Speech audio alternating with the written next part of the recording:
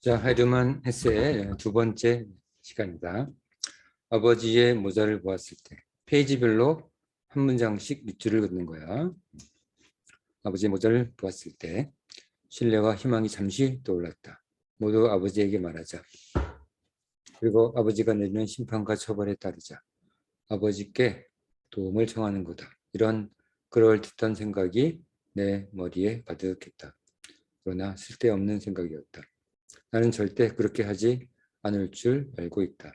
이제 나는 비밀이 있다는 것, 더 나아가서는 자신이 그 비밀의 죄를 스스로 해결해야 한다는 것으로 그때는 생각이 들었다. 무언가 잘못 생각하기라도 하면 그 순간은 불행과 행복의 교차점이 될 것이다. 이번 일로 아마도 미래에 영원히 악의 세계 사람이 되어야 하고 악한 사람들과 공통의 비밀을 가지고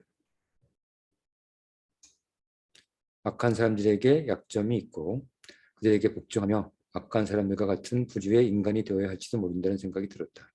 나는 어른이나 영웅을 흉내내고 영웅심에 거짓말했던 대가로서 내 현재의 상태를 스스로 바로잡을 수밖에 없다. 내가 들어왔을 때 아버지가 젖은 신발 때문에 나를 꾸짖은 것은 화제를 돌리는 결과로 어쩌면 좋은 일이었다. 아버지가 나의 더 나쁜 것을 눈치채지 못했기 때문에 아버지가 다른 일로 꾸짖고 있다고 생각하면서 아버지의 책망을 받을 수 있었다.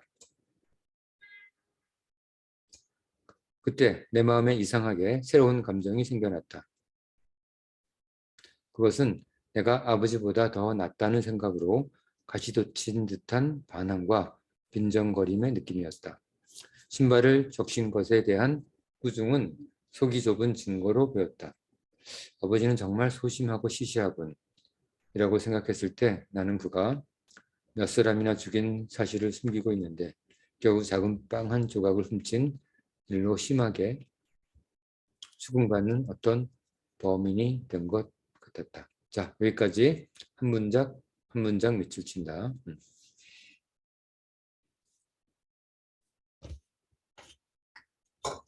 자, 다 했지? 이것은 반항적이고 삐뚤어진 감정이었다. 그러나 이 느낌은 꽤 큰 매력을 가진 강한 느낌이며 다른 생각보다 더 강한 내 비밀과 죄에 묶여 있었다. 내가 이야기한 이 모든 경험을 통해 이 순간이 가장 중요하며 당시에 가장 큰 영향을 미쳤다. 그것은 어린 시절의 불가침적 존재인 아버지라는 기둥의 첫 번째 균열을 의미했다. 모든 자아는 이 신성 불가침을 먼저 파괴하지 않으면 스스로가 될 수 없다. 우리의 운명이 만들어가는 필수적인 내면의 모습은 누구나 볼 수 없는 이런 경험에서 비롯되는 것이다. 이런 종류의 균열은 사람이 자라면서 다시 채워진다. 이것은 치료 후에 잊혀지고 밀려나지만 계속해서 심장 깊이에서 생존하고 지속적으로 피를 흘린다. 나는 이 새로운 느낌에 직면하여 곧 당하고 두려움에 쌓였다. 가능하다면 아버지의 발에 입맞추고 그런 감정을 갖게 된 것을 용서해달라고 빌고 싶었다. 그러나 모든 사람이 죄를 짓는 용서를 구하는 것으로 본질적인 문제가 해결되는 것은 아니다. 이런 것은 어린아이조차도 모든 현명한 사람과 같이 충분하고 깊이 느끼고 알고 있는 바이다. 나는 이번 사건에 대해 잘 생각해야 했고 내일의 문제를 무사히 통과하는 방법에 대한 계획을 세워야 한다고 생각했다. 이 마이크를 갖다 줘야 되지. 11시까지. 그러나 나는 그것을 제대로 생각해낼 수 없었다. 얼어붙은 마음으로 내 세상이 황폐화되고 행복하고 안정적인 나의 삶이 과거의 추억이 되어가고 나로부터 멀어지는 것을 무력하게 바라보아야만 했다.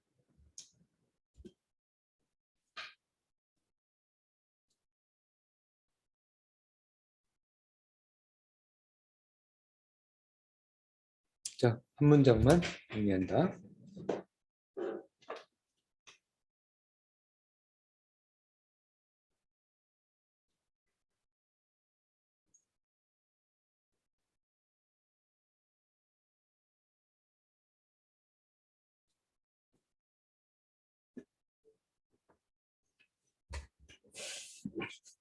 자, 다 있지?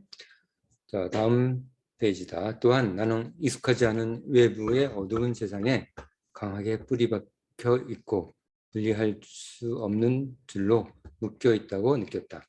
나는 이때 처음으로 아마도 그리고 틀리지 않는 듯한 죽음의 맛을 보았다. 왜냐하면 원래 죽음이란 끔찍한 변화에 대한 불안과 머뭇거림에서 무력하게 떠밀려 태어나는 일종의 새로운 강제적 탄생일 것이기 때문이다. 죽음에 대해서 굉장히 아주 멋있게 정의를 했다. 그렇지? 간단히 침대에 갔을 때, 간신히 침대에 갔을 때 마음이 가라앉은 것은 다행이었다. 그 전에 저녁 기도가 나에게 마지막 문턱이었다. 그때 우리가 노래한 찬송가는 내가 가장 좋아하는 노래 중 하나였다. 그러나 나는 찬송의 노래를 부를 수 없었다. 나에게 찬송가의 모든 가사는 쓴 독이었다. 아버지가 축복의 기도를 하셨을 때도 나는 기도하지 않았다. 아니, 할 수 없었다. 그리고 아버지께서 우리 모두에게 축복을 주십시오라고 기도할 때 나는 마치 몸에 경련이 있는 것처럼 참을 수 없었기 때문에 자리를 떠났다.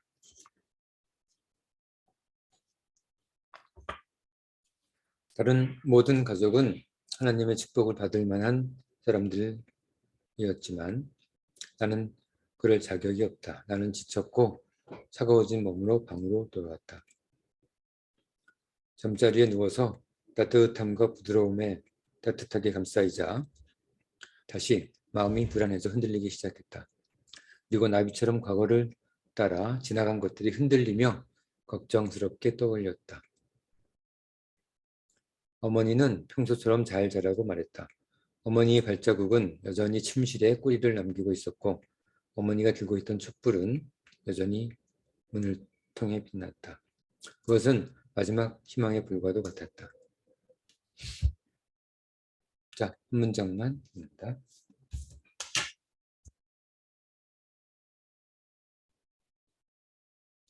곧 엄마가 돌아올 것이다. 엄마는 무언가 알고 있다. 엄마는 내가 키스하고 편안하게 말할 수 있는 좋은 방식으로 친절하게 사정을 물어줄 것이다. 그렇게 하면 목 놓아 울기도 하고 몸에 걸려있는 이야기들을 모두 해버릴 것이다. 엄마에게 매달리자. 모든 걸 털어놓자. 그러면 모든 일이 해결되고 난 살 수 있을 거야. 나는 문틈을 통한 빛이 사라지고 어두워진 후에도 계속해서 엄마가 되돌아오는지 귀를 기울이고 생각했다. 분명히 돌아올 거야. 분명히 정말로. 엄마는 안 돌아왔지. 그런 다음 크로모아의 원래 사건으로 돌아와서 적의 눈을 응시했다. 나는 크로모의 얼굴을 조심스럽게 생각해냈다. 크로모의 눈은 약간 얇았고 그의 입술은 비연한 미소를 항상 짓고 있다. 이렇게 나를 무섭게 바라보는 피할 수 없는 운명을 견뎌내는 동안 크로모의 몸은 더 크고 보기 흉하게 되어갔다. 처음부터 불쾌하고 기분 나쁜 그의 눈이 이제 사악한 눈을 갖기 시작했다. 나는 바로 옆에 크로모의 얼굴과 함께 잠들었는데 그 후에 꿈은 크로모에 관한 것이 아니었다. 어제 일어난 일도 아니었고 반대로 가족과 함께 휴일에 보트를 타는 즐거운 꿈이었다. 한밤중에 일어났을 때 나는 방금 보내고 있었던 즐거운 꿈의 장면을 잊을 수 없었고 너희들의 흰 외출복이 햇빛에 비치고 있었다. 하지만 그 사이에 어느새 갑자기 천국과 같은 세계에서 현실로 돌아왔다. 그리고는 비열한 눈을 한 적과 대면하게 되었다. 다음날 아침 어머니는 빠른 발걸음으로 방으로 들어와 큰 소리로 외쳤다. 자, 여기까지다. 자, 한 문장만 읽을 시작.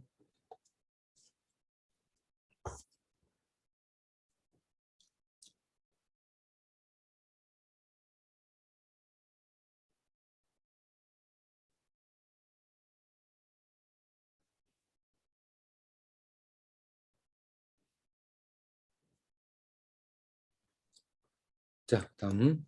너무 늦었다. 왜 그렇게 침대에서 오래 있니? 그 순간 나는 안색이 창백해졌다. 어디 아프니? 어머니가 이렇게 물었을 때 나는 구역질을 했다. 그런 다음 어느 정도 괜찮은 것처럼 보였다. 경미한 병에 걸렸을 때 대부분은 아침에 차를 마시거나 누워있는 것을 어머니의 허락을 받았다. 내가 옆방에서 어머니 청소하는 소리를 듣거나 리나가 하녀였지? 현관에서 누군가와 이야기하는 것을 옆에서 듣는 것을 좋아했다. 학교에 가지 않아도 좋은 날, 나는 옛날 얘기에서 나오는 왕국이나 마법의 나라에 서 있는 것처럼 느꼈고 방에 새어 들어온 햇빛이 학교의 녹색 커튼을 볼 때와는 매우 달랐다. 그러나 오늘은 모든 것이 달랐고 시시했으며 모두 거짓말처럼 느껴졌다. 오히려 죽어버렸으면 더 좋았을 것을. 그러나 실제로는 약간의 기분만 나쁠 뿐 별로 달라진 것은 없었다. 실제 상황은 다르지. 집에서 아침에 쉰다고 해서 그것은 지금 아무것도 도움이 되지 않는다. 분명히 학교에 갈 필요가 없다. 그러나 그놈에게서는 전혀 나를 보호하지 못한다. 그놈은 11시에 시장에서 나를 기다리고 있을 것이다. 오늘은 어머니가 친절을 베풀어도 나는 행복하지 않았고 귀찮아져서 오히려 머리가 아프다. 곧 나는 다시 잠을 잔 척하면서 뭔가 방법을 찾기 시작했다. 그러나 아무리 열심히 노력해도 특별한 방법이 없었다. 나는 11시까지 시장에 가야 한다. 조금 후 10시쯤 나는 조용히 일어나서 이제 몸이 나아졌다고 말했다. 자, 한 문장만 밑줄 그은다.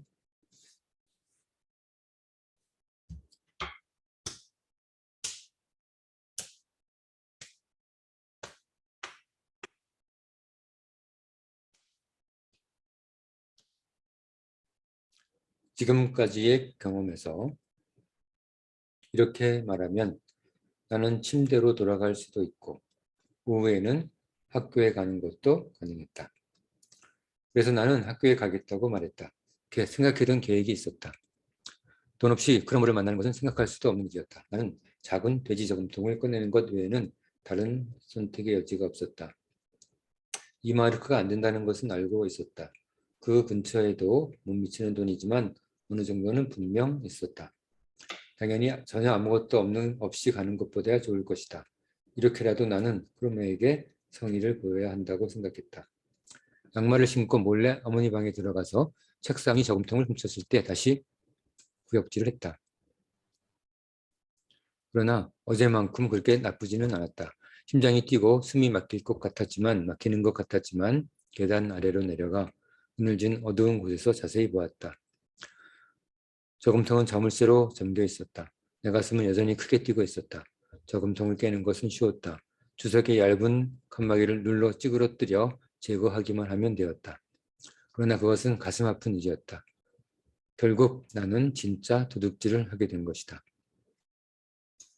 그렇지?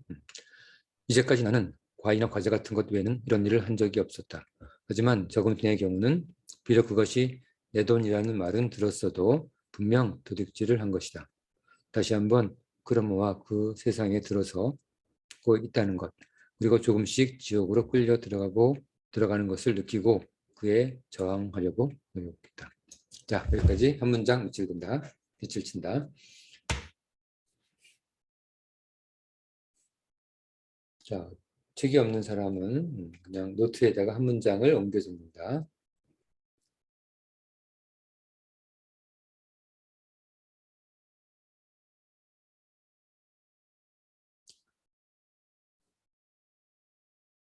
자, 됐지?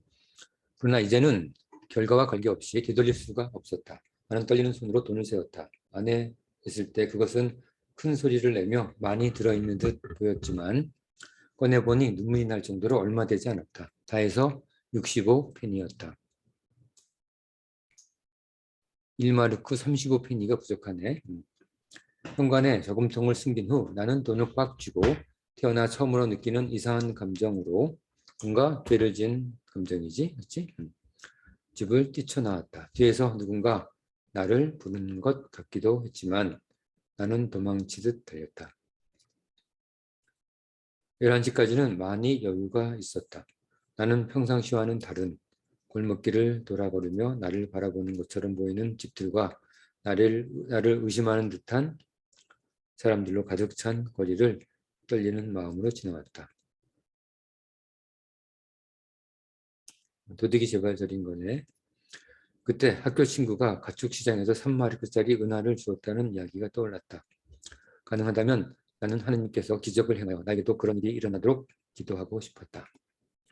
그러나 지금 나는 기도할 권리가 없다. 그리고 그러한 기적이 일어나더라도 이미 망가진 저금통을 복원할 수는 없다는 것이 나를 더욱 괴롭혔다. 프란츠 크로머는 멀리서도 금방 알아보았다. 그러나 그는 매우 느리게 와서 나와 같은 것은 별로 중요하지도 않다고 가장하려고 했다. 그러나 더 가까이 다가가자 그는 군인이 명령하듯이 따라오라는 신용을 하고 뒤돌아보지도 않고 다리를 건너 계속 걸었다. 얼마 후 그는 외딴 지역에 있는 지금 새로 짓고 있는 집 앞에 멈췄다. 오늘은 작업이 없는지 조용하고 문이나 창문이 없는 벽은 싸늘하게 보였다. 자, 한 문장만 밑줄 친다.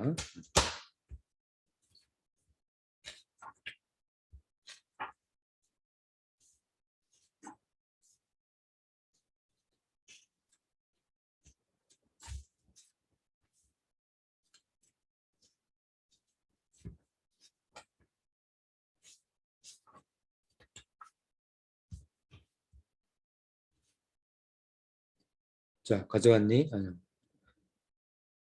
크로머는 주위를 한번 둘러보고 뒷문으로 들어갔다.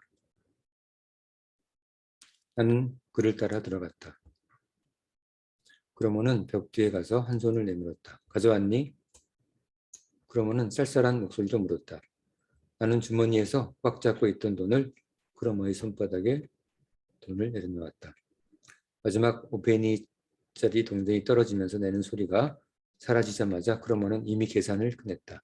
65페니네. 크로머는 마치 얼굴을 뚫어질 듯이 보았다. 그래, 이건 내가 줄 수 있는 돈 전부야. 많이 부족하다는 거 알아. 하지만 이게 다야. 난 이제 아무것도 없어. 난 두려움에 떨며 대답했다. 나는 내가 그렇게 멍청한 놈인지 몰랐다. 남자 사이에 규칙이 있는 거야. 너도 인정하듯이 내가 너에게서 받겠다는 건 불공평한 게 아니야. 이거라면 다시 가져가. 이 정도라면 필요 없어. 나는 지금이라도 이 마르크를 몽땅 받을 수 있어. 너도 알고 있잖아. 거짓말하고 있는 거지. 과수원으로 가면 받을 수 있다는 얘기지. 그러면은 생각보다는 부드러운 말투를 쓰면서 나를 비난했다. 그러나 나는 더 이상 더 아무것도 없어. 그건 내 저금통에 있던 전부야. 그건 내가 상관할 바 아니야. 나도 너를 불행하게 만들려는 것은 아니야. 난 너에게 1마르크, 넌 나에게 1마르크 35페니를 빚졌다. 언제 갚을래? 자, 여기까지. 한 문장만 밑줄 긋자.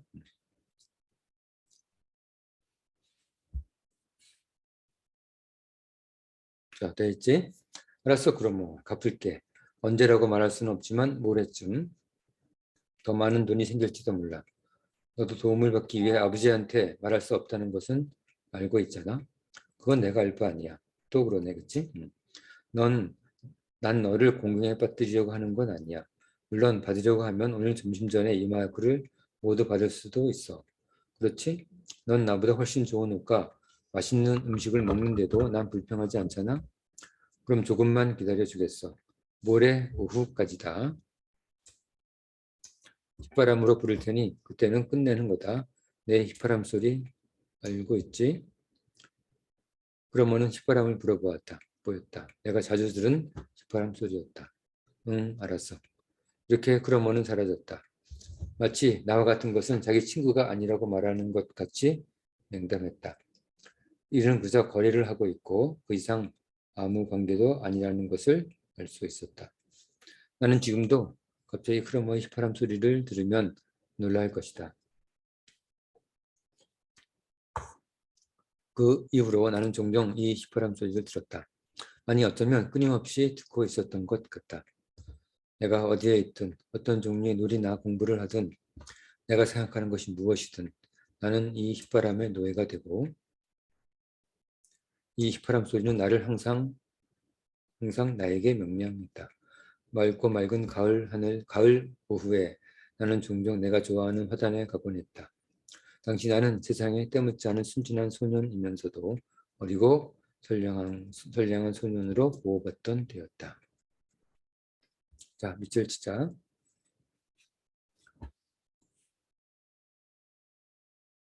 됐지? 자, 다음으로 간다. 그러나 그러한 편안한 놀이를 하는 동안 크로모의 휘파람 소리가 들리면 놀이를 멈추고 즐거운 공상을 망가뜨렸다. 나는 항상 휘파람 소리를 생각하고 있지만 그 소리가 들릴 때마다 항상 소름이 끼치고 마음이 불안해졌다. 이 휘파람 소리가 울렸을 때 나는 밖으로 불려 나가서 크로모의 명령을 따랐고 마음에 들지 않는 곳으로 지저분한 곳으로 끌려가기도 하고 돈을 내기도 했으며 빚 독촉을 받았다. 이 기간은 모두 합하면 2, 3주 정도, 한 20일 정도 되겠다. 그치? 20일 정도 계속되었다. 그러나 그것은 몇 년, 아니 그게 아니라 영원처럼 느껴졌다. 그러면 돈을 주는 것은 때때로였으며 한 번에 5페니 또는 10페니 정도로 그것은 하인 리나가 식탁 위에 놓은 시장 바구니에서 기회를 모아 훔친 돈들이었다. 크로모가 매번 나를 꾸짖고 모욕했다. 크로모의 말로는 내가 크리모를 기만하고 크로모의 정당한 권리를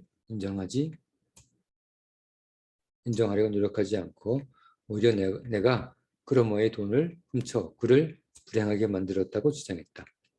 이 어려운 상황의 경험은 내 인생에서 다시 없었으며 그런 절망과 굴욕의 경험 또한 전에도 그리고 후에도 다시 없었다. 저금통은 게임스코어 카드를 채워 제자리에 넣어두었다. 그 저금통에 대해서는 아무도 묻지 않았다. 어머니가 조용히 다가올 때마다 나는 어머니가 저금통 때문에 나를 꾸짖을까 봐 두려웠다. 그리고 이 두려움은 어떨 때는 크로모의 비열한 휘파람 소리보다 더 두려웠다. 그치? 엄마한테 실망을 줄까 봐 두려웠겠지. 자, 밑줄 한 문장 밑줄 긋는다. 됐지? 내가 돈을 가지고 나가지 못하는 것이 반복될수록 악마 같은 크로모는 나를 귀찮게 하거나 무언가 나를 괴롭힐 다른 방법을 생각해냈다. 나는 크로모 대신에 일해야 했다. 예를 들면 나는 크로모의 아버지가 크로모에게 시킨 심부름을 대신 해야 했다.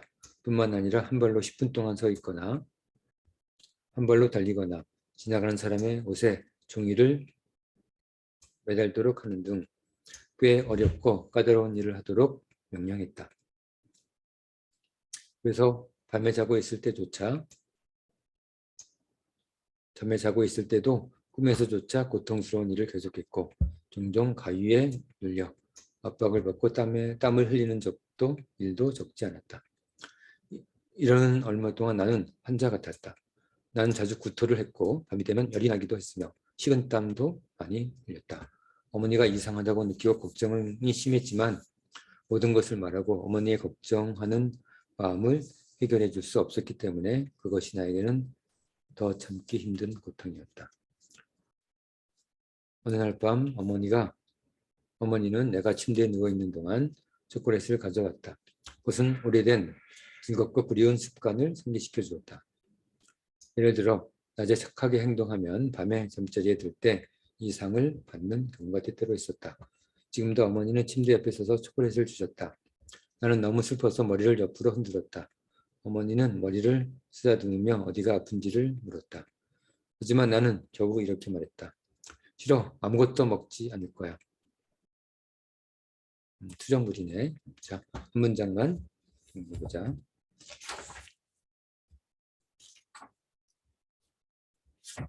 자, 다 했지? 이제 마지막 페이지다. 두 번째 이야기 마지막 페이지. 어머니는 책상에 초콜릿을 넣고 방에 나갔다. 다음 날 어머니가 그것에 대해 물어보았을 때 나는 전혀 기억이 안 나는 척했다. 어머니가 의사를 부르는 경우도 있었다. 나를 본 후 의사는 매일 아침 냉수마찰을 하도록 지시했다. 별일 아니었지? 당시 상태는 일종의 정신 이상이었다. 나는 평화로운 집에 울타리에 있었지만 유령처럼 살았고 두려움의 생활에 잘 적응할 수 없었다. 나는 가족과 함께 어울릴 수조차 없었고 단지 한 시간도 내 불행을 결코 잊지 못했다. 가끔 아버지는 매우 흥분해서 왜 그러냐고 그 이유를 물었다. 그러나 나는 무뚝뚝하고 냉정하게 대꾸할 뿐이었다. 자, 여기까지 또 밑줄 한 문장 치도록 하자.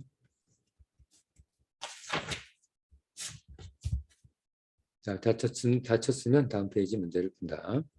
각 페이지 12페이지야. 한 문장씩 밑줄을 긋고 밑줄 내용을 중심으로 내용을 정리하시오. 다른 거를 쓰면 안 돼. 꼭 밑줄 친 한 문장, 그것을 잘 활용해서 문장을 논리적으로 잘 연결해 나가면 된다. 12개의 문장으로 구성되겠지, 정리가. 자, 시간은 10분.